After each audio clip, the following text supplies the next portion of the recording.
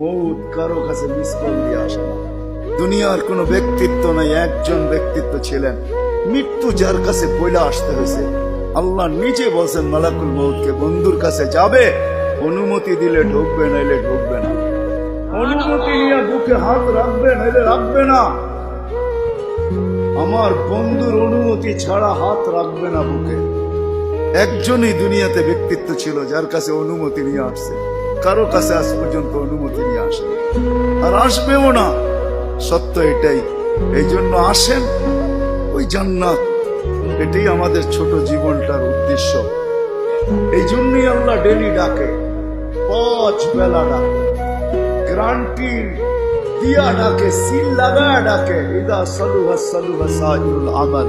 5 ওয়াক্ত নামাজ যদি উম্মত কমপ্লিট করে দেখাইতে পারে, আল্লাহ আমাদের নবীজির সাথে ওয়াদা করছেন, আমিও আপনার উম্মতের জীবনকে কমপ্লিট করে দেখাই।